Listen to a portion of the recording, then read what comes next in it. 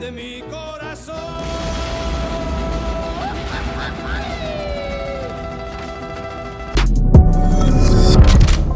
What's up, guys? It's your boy, Benny. Do you think that things have gotten better in this country or worse over the last few years? Just answer that very simple question. A lot of people will say that the clear signs of the erosion of America come from our infrastructure, from trains getting derailed and highways crumbling and bridges collapsing and planes nearly falling out of the sky and sometimes colliding in midair. The infrastructure of this country, the transportation of the country, has gotten abysmal. In fact, it's downright damn near dangerous. This was punctuated, of course, by a new explosion that looks like it's straight out of a doomsday Hollywood end times film flick out of Texas. Chemical plant explosion in Shepherd, Texas. This is massive. This is what the explosion looked like. You can see it here from another angle. This is a chemical plant explosion, again, that blew up. And why is this happening so often? Why? Why is it always at food processing plants or petroleum processing plants? Curious that. But really, I mean, look at this. Looks like the end of days, right? Like, geez, look at that. You know, this does remind me of something, by the way. Reminds me of East Palestine, right? East Palestine, a place where there were toxic chemicals poured into the earth and air and soil and water. And it took Pete Buttigieg a couple weeks to even go there. Donald Trump went there before Pete Buttigieg did. Bought everyone McDonald's. That's why we're totally in favor of Pete Buttigieg having his salary reduced to $1 by the legend Marjorie Taylor Greene. Buttigieg doesn't do his job, she said, and she's right. The House approved a measure on Tuesday that would slash Transportation Secretary Pete Buttigieg's taxpayer-funded government salary to $1. The bill, which was introduced by MTG, was passed via voice vote on Tuesday as an amendment to the Financial Services and General Government Appropriations Act, standalone funding bill for the General Services Administration.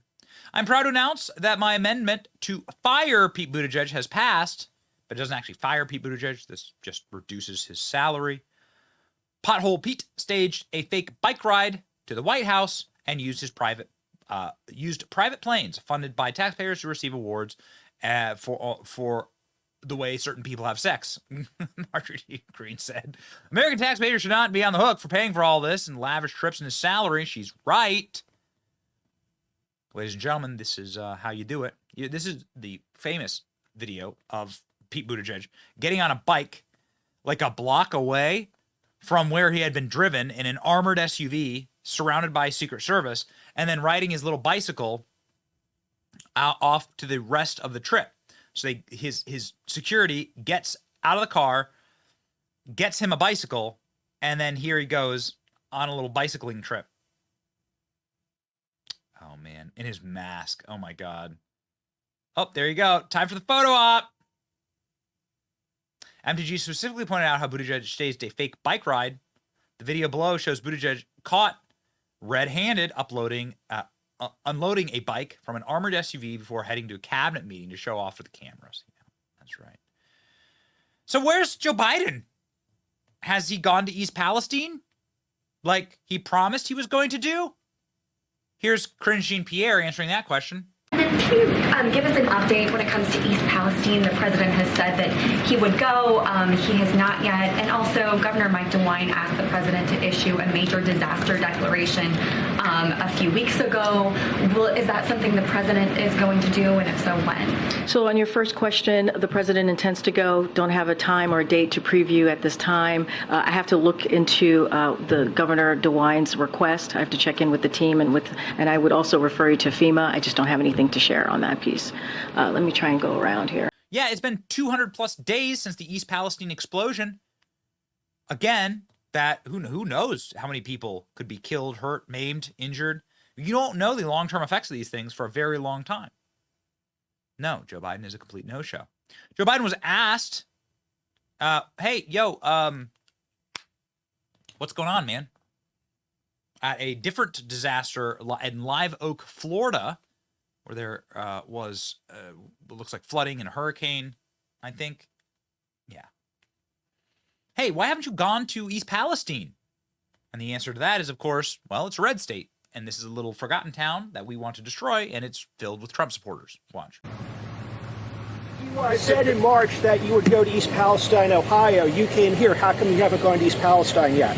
Well, I haven't had the occasion to go to East Palestine. There's a lot going on here, and I just haven't been able to break. I was thinking whether I'd go to East Palestine this week, but I then was reminded I've got to go literally around the world. I'm going from Washington to India to Vietnam and so it's going to be a while. But we're making sure that East Palestine has what they need materially in order to deal with their problems. Biden's too busy to visit site of Ohio train derailment disaster despite record vacations. Oh yeah, the old man and the Z's. Biden spends 40% of his time on vacation. Dear heavens. 382 of his 957 days as president has been spent on vacation in Delaware, not in East Palestine. But when asked on podcasts what Biden's best advice he's ever received is show up. Okay, got it. Yeah. Here's Marjorie Taylor Greene. The community note, by the way, on this is that this wouldn't fire Pete Buttigieg. This just reduces his salary. Marjorie Taylor Greene talking about her reducing Pothole Pete's salary to $1. What a legend. Check it out. Thank you, Mr. Speaker.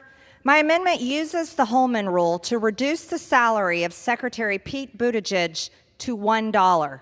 Pete Buttigieg has failed to serve the American people as the Secretary of Transportation.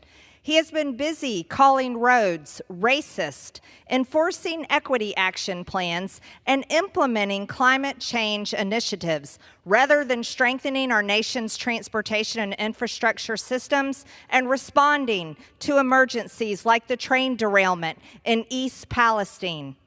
He stated, "There is racism physically built into some of our highways. Every transportation decision is inherently, in many ways, a decision about equity." I would argue people driving on dirt roads every single day in rural America may feel that way, but our Secretary of Transportation, Pete Buttigieg, doesn't care about Americans in rural America. He's more interested in declaring that roads are built on skin color and racism. He also stated, ensuring equity and accessibility for every member of the traveling public is one of the Department of Transportation's highest priorities. Again, I'll point to rural America. In the same month he was sworn in, his department introduced racial equities and barriers to opportunities as a consideration for awarding discretionary grants, as if that's how funds should be awarded. In June 2022, he launched a $1 billion pilot program aimed at helping reconnect cities and neighborhoods racially segregated or divided by road projects. Under this program, over $100 million was awarded to tear down and rebuild a freeway in Detroit because it was considered racially divisive. Taxpayer dollars are being used to cover 80% of the project's funds. He has also intentionally tried to deceive the American people, as shown when a video surfaced of him faking a bike ride to a White House cabinet meeting. The video showed Secretary Buttigieg driving to the White House, but stopping in just enough time for his security detail to unload his bike from the back of the gas-guzzling SUV. He then rode his bike for the cameras to the White House as if he had been riding it all along. What a hypocrite. What a liar. Deserving an taxpayer-funded paycheck is about job performance, not about personalities or identity politics. And let's all recall that Pete Buttigieg was formerly a mayor and was well known as Pothole Pete for not repairing all the potholes in the roads in the town that he served. So I assure you, this is about defunding his paycheck to $1, which I think is $1 too high, for a Secretary of Transportation that is failing the American people when it comes to transportation. While implementing his tyrannical climate agenda through his office and preaching for the government to curb carbon emissions, Pete Buttigieg has reportedly taken at least 18 taxpayer-funded flights on private jets managed by the FAA. One of these flights was taken to receive an award from the Canadian Gay Rights Organization for advancing LGBTQ rights. American taxpayers don't want to pay for Pete Buttigieg to get awards for the way people have sex. That's not what the Secretary of Transportation should be doing. These fraudulent actions of Secretary Buttigieg illustrate that he is not to be trusted in leading our Department of Transportation. While Secretary Buttigieg was taking taxpayer-funded carbon-emitting private jets to receive LGBTQ awards, he failed to serve the Americans in East Palestine, who were devastated by the train derailment and chemical spill earlier this year. In response to why he hadn't visited the community, he stated that he would visit when the time is right. It turns out the time was only right after President Trump visited, brought thousands of bottles of water, and pressured Secretary Buttigieg into visiting, and maybe doing his job. It took our Secretary of Transportation almost 3 weeks to visit after this unbelievable toxic catastrophe. Furthermore, under his watch as Secretary, the FAA was forced to order a ground stop for all air traffic in the U.S. due to a system outage. This was the first time in history the NOTAM system has ever failed, and it was the first time since 9/11.